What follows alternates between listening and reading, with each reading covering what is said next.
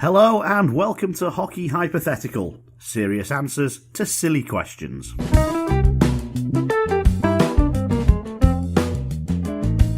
Each episode we will be taking preposterous scenarios that we've made up from the world of hockey and trying to produce genuine responses to the what-if questions. My name is Jonathan Fernley, I'm here with Stephen Dowson, and Douse is our first Hockey Hypothetical. From now on, hockey penalties aren't assessed like hockey penalties. Okay. They're assessed like the law. As in, if you slash someone, it's not 2 minutes, you've assaulted them. right. If you've punched someone in the face, that's not roughing, that's grievous bodily harm. Okay. Right, okay. So we're going to have to assume here that the referees are policemen rather than referees, I guess. Yes, you're not going to the penalty box, you'll be going to jail for this. Right, okay. So, looking at it basically, so I'm going to be honest with you, I'm not a man of the law. I know of it. I am aware of it. I have very rarely come across it.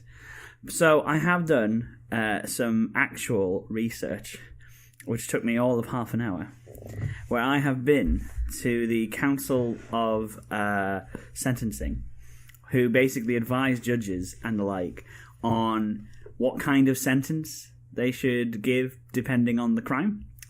And then what I've had to do, because this has been a great use of my weekend, is I've had to try and think of the actual issues that can happen on a hockey rink and what kind of crime it could be. So I think what might be useful is you think of a penalty and I'll see if I can find you the crime it most likely goes with. Well, I've mentioned a slashing and a roughing, but is there... Well, let's start with slashing and roughing. Yeah. Because I would say that falls under the Prevention of Crime Act of 1953, Section 1A, which states that is threatening with an offensive weapon in a public place. Is it a public place you had to pay to get in? Is it not a private performance then? Oh, that's a very good point. I would say the general public are there at large. You know what I mean? Yeah. There are plenty of places where the public still are, where you've had to pay to get in. Yeah, because if the fans did it on the concourse, they would be arrested. They wouldn't go in the penalty box. Yeah. So, the great thing about the council is it kind of gives you lots of ways to kind of sentence this, but it also gives you the mean kind of how much long people typically serve the actual for this. So, obviously, roughing or slashing particularly is a 2-minute misconduct normally. In this case, it would be 6 months to 4 years. Depends. So it's gotten a bit more. You don't want to do that in the offensive zone, do you? No, I mean it's bad enough as it is, but it's got significantly worse. It could be also violent disorder, but I don't think it's quite that yet. So we'll hold on to that one. That would just be a full-on fight, though, wouldn't it? That's violent disorder rather than just a roughing minor. It massively depends on the type of fight. If it's a rumble, as in if it's multiple people getting involved, and you were the kind of person who started it, not like a bench clearance, but at least 2 or 3 guys getting involved, third man in, etc. That's a fray, and that's part of the Public Order Act of 1986, Section 3, which is effective that it can be triable and you get either a level 5 fine, which could be up to about £5,000, or 6 months. Okay, so not quite as long. No. So, in that scenario, if you want to start a bit of a rumble, probably the best way to do it. So, are we classifying things is spearing basically just stabbing? Well, that is... It's still an attack with a weapon, essentially, isn't it? Yeah, so that's an attack with a dangerous weapon, and again, that would come up to about depending on the instance and how many times you've done it. It's a violent disorder, but it's a higher level violent disorder, and that could get you up to 4 years in prison. Okay, so there we go. Tripping. If you trip an old lady up in the street, you're a terrible citizen. Yeah. What crime have you actually committed there? Not much, actually. You have been. You can't give me carte blanche to go and do that today. Well, no, yeah, you can't go around tripping up old ladies because eventually somebody will go, "You can't do that. That's mean." But it's about what it is. It's about intent. Did you intend to go trip up old ladies? So I have to make clear this podcast doesn't endorse tripping over grannies, and neither does the police. I think you're looking at probably assault occasioning actual bodily harm if you hurt the granny. And it's about did you do it because she was a granny, or did you do it because of the colour of her skin, or based on her religion? No, she just had the goal to be around. Yeah, she was going to get to the bus stop first. So I don't think anything that happens on the ice rink is ever racially or religiously aggravated, which is good news because that's up to 7 years in prison. If it's assault occasioning actual body harm and it isn't particularly injurious and there's not a lot of culpability, we're looking at around about 26 weeks in custody. 6 months. That's plenty, isn't it? Yeah. For it's all about intent, isn't it? You see what I mean? But you don't go around tripping people up. It's not very nice, is it? What about hooking? Now. Does that have a real world equivalent? Well, the obvious one is you can't do prostitution no matter where you go. But hooking is again, it's an assault with a dangerous weapon, so I think it would come into the same... It's not assault. Is he not hurting someone with it? Well, what would you? If somebody came and grabbed you by the waist with a wooden plastic instrument and dragged you to one side, that sounds like assault to me. It's not going to cause injury, though. Yeah. Whereas tripping had to cause injury, a hooking's not going to cause an injury. Yeah, which is probably why it's going to be further down. But it's the use of a weapon. It's the foreign object that brings the whole thing up a bit. So yeah, the other one, I think the only other ones I could have a look at when I was doing far too much research on this was obviously holding the stick, or if you use an opponent's stick, is basically theft. So while the great thing about theft is they've changed the definition of it recently. First of all, the first 2 times you do it, nothing happens. You might get a caution, you might get a warning, but it's the third time you do it. We shouldn't advocate people doing it for a couple of times as your free goes. Well, I mean, I don't obviously say that, but nothing really happens in petty theft because obviously it would take up too much of the law's time to kind of process. However, in the third instance, it cannot go up to 6 months.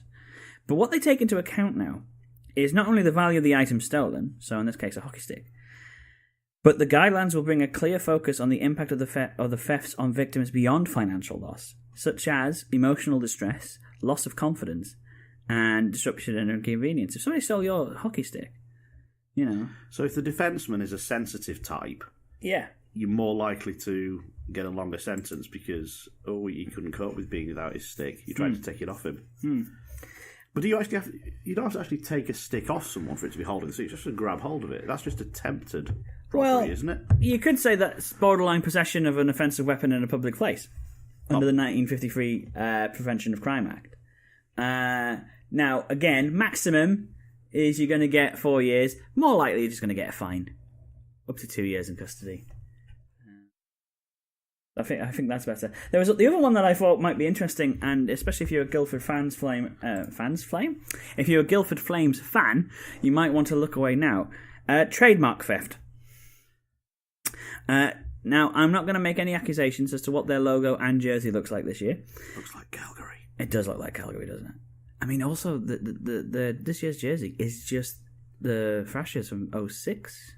It's just the original Thrashers, yeah. Yeah, just before they went to the pale blue. They've even got the arrows on the bottom. Anyway, trademark unauthorized use of comes under the Trademarks Act of 1994, and it's effective from the 4th of August, 2008. You can get a level 5 fine for a company with up to 20,000 or 6 months in jail.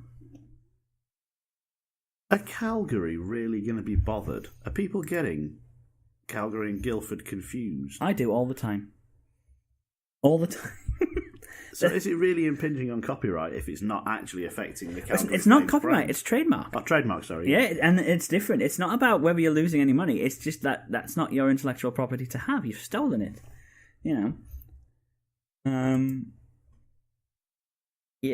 I think... But surely a shirt design hasn't been trademarked. I think... Surely the Atlanta Thrashers can't say nobody else can have a shirt that's got arrows going across the bottom of it. Well, under trademark law, and as Big Mac found out recently, you can claim trademark if it's synonymous with you. And the thing I would say about the current jersey that the Flames are wearing is that is the 06 Thrashers jersey. If you look at it and you immediately think of that. It's also the 02-03 Middlesbrough away kit. Is it?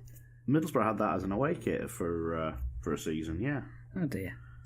It was round about that time. It was when I was up in Middlesbrough and I was a Thrashers fan. I thought, oh, fantastic. What a great away kit to have. They've got the Thrashers kit. Yeah. I really liked it. And, it doesn't happen that when a football team wears a red shirt, Manchester United think, oh, trademark infringement, we wear red. So I'm less sold on the kit, on the jersey, but I'm sort of with you on the logo. It's obviously, let's just turn the C into a G. So as listeners to the podcast might know, my wife is an American, and I remember her first reaction when she first saw the Guildford Flames logo. She went, "No way! No, that's not theirs." And I think it's quite interesting. The other thing I looked up, obviously, is the big one, fighting. Mm-hmm. Fighting, which is a violent disorder, I would say. And that's 5 years. 5 years, minimum of 6 months. So we've gone from a 5-minute major to a 5-year major, which would put you out for quite a long time. It would be a massive inconvenience for the coach. Yeah. What about some of the sort of really violent things you can do on, like kicking? Using your skate blade. That obviously is massively dangerous, and thankfully we very, very rarely see it. But that really is an offensive weapon, isn't it? Yes. Bladed object. So that comes into the bladed weapon, bladed articles and offensive weapons, possessions and threats. But actually, it's the use of. So you are looking at the Bladed Articles and Offensive Weapons Act, and again that goes up to about 4 years, depending on the severity of the crime. What about resisting arrest then? Because my mind is immediately drawn to Sylvain Cloutier, who at the end of a game, Hull were losing badly, got a penalty, and pretty much refused to go to the penalty box. The officials couldn't get him into the penalty box, and they gave him travesty of game. That's resisting arrest, isn't it? Yeah, obstruct/resist a police constable in execution of his duty is... say that again. It's obstruct and resisting a police constable in execution of his duty, which would be very difficult to say over the tannoy. It's been revised since 1996 up to 2017. You can get a month extra added to your sentence, or a level 3 fine. Now, a level 3 fine is about 150% of your monthly income, because it's basically tiered on how much you can actually afford to pay. So, depending on how well you're doing in the league, it can summarily get quite high. And the last one I want to talk about before we move on is domestic burglary, because we've all seen it. We've all seen a netminder do the impossible and absolutely rob somebody in broad daylight, and we always say that's robbery, that's daylight robbery. Well, if he does it again, it can be a community order or up to 6 months in jail. But if he keeps doing it, 6 years, up to 14 years in custody. So goalies are only allowed to make regulation saves now? Please. They can't rob anybody? No. Now, if either of us witness a crime out on the street and there's no police officers there at the moment to see it, we can make a citizen's arrest until the law arrives. I mean, you can, I'm not, but yes, go on. Well, if it's safe to do so. Yeah. If it's safe to do so, you can make a citizen's arrest. So that means if somebody hooks me during a hockey match, I can just say, right, you've hooked me, that's a penalty. The officials haven't seen it yet, but we'll get it proved later. I'm going to take you to the penalty box now in advance of the referees giving you a penalty. The only problem I envision with that is we've seen home crowds ask for calls that haven't been given. You know what I mean? I am now envisioning 3,000 or 4,000 people leaping over plexiglass to make citizens' arrests. It's a bit vigilante justice, isn't it? I think we've ruined the game.